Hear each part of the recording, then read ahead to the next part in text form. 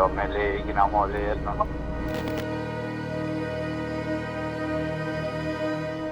Ditëve të fundit, organizata ecma ndryshe dhe opozita në Prizren kanë ngritur shqetësime për punime pa leje brenda qendrës historike të Prizrenit. Konkretisht bëhet fjalë për lokalin aty që gjendet brenda objektit të Hotel Therandës. Sipas të dhënave të ARBK-s, lokali i cili është duke u hapur është në pronësi të Adonis Totaj, i cili është djali i kryetarit të Prizrenit Shaqir Totaj, dhe një personi tjetër me emrin Dren Elshani. Lidhe me këtë çështje, na kena kontaktuar Inspektoratin e Trashëgimisë Kulturore, të njëjtit na kanë konfirmuar se lokali në fjalë për disa ditë ka kryer punime jashtë objektit të tyre pa leje konkrete nga Qendra Rajonale për Trashëgimi Kulturore këtu në Prizren. Na jemi orë këtu edhe po tentojmë me marrë përgjigje prej pronarëve të këtij lokali, pra të Adonis Totajt dhe të Dren Elshanit. Okej, se dashë më fyt për çdo parkurime. Ja, po. Ja marr ankesa se Ja, veç maziteve në ata. Para ditën na veç na motor rrit. në ora sa për shkak të Kan 8, no. Katareve në ata. Të ditën e më të tjera. Ka pas pretendime që ato punime keni fillu pa leje paraprake prej Qendrës Rajonale për Trashëgimi Kulturore. Jo, me leje, kina mo leje në.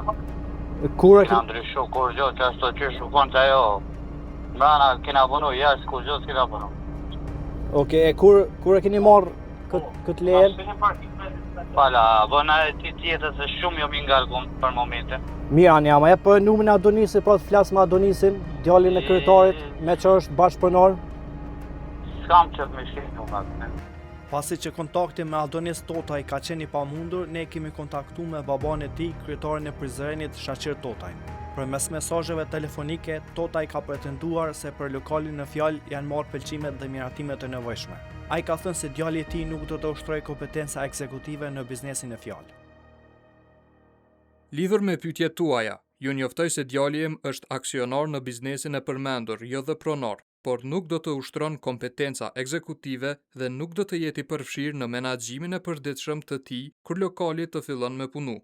Për lokalin në fjalë janë marrë pëlqimet dhe miratimet e nevojshme nga komuna e Prizrenit dhe nga Qendra Rajonale për Trashëgimi Kulturore, QRTK. Të gjitha procedurat janë zhvilluar në përputhje me legjislacionin në fuqi dhe janë respektuar kërkesat ligjore e institucionale që vlen për zonën e mbrojtur të Qendrës Historike të Prizrenit.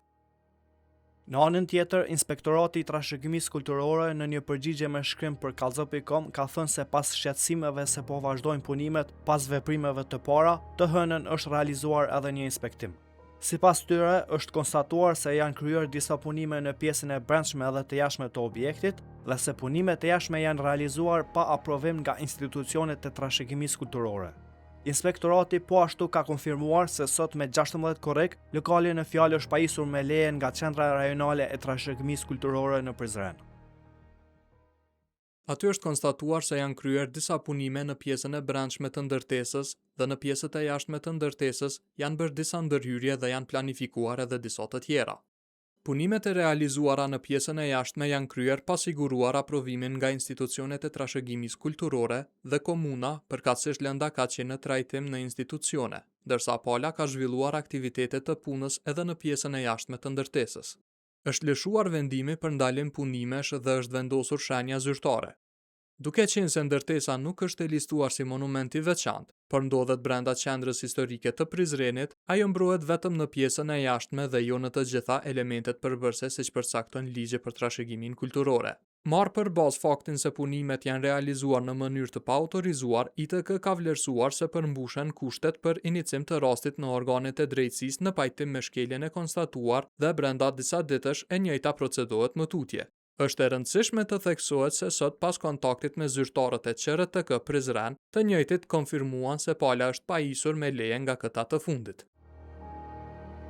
Ndërsa asamblisti i vetvendosis, Sokol Selmani, ka thënë se ai personalisht është informuar me 8 korrik nga ana qytetarëve në lidhje me këto punime. Me 8 korrik, disa qytetarë më kanë shkruar në Facebook edhe në rrjetet ndryshme sociale, po na kanë dërguar sinjale, informacione që brenda qendrës historike të Hotel Theranda aty po punohet nga dikush që sipas qytetarëve aludonin që është djali i Shaqir Totajt. Me 10 korrek e kim po oje që ecma ndryshe, ka po një reagim në rrjetin social Facebook, edhe ai reagimi i tyre ka ardhur pasi që ata e kanë pyetur qendrën historike të Prizrenit për zhvillimin e punimeve në lokacionin e fjalë. Në bazë të përgjigjes, siç mund ta shihni atë në përgjigjen e QRTK-s drejtuare organizatës jo qeveritare ecma ndryshe, thuhet që po bëhen punime të kundërligjshme apo pa pëlqimet parapraktit të institucioneve relevante, këtë rast qendrës rajonale të trashëgimisë kulturore. Gjatë kohës që Kallëzo.com ka qëndruar pranë lokalit në fjalë, në hyrje të objektit është vërejtur ende njoftimi i inspektoratit për ndalim të punimeve.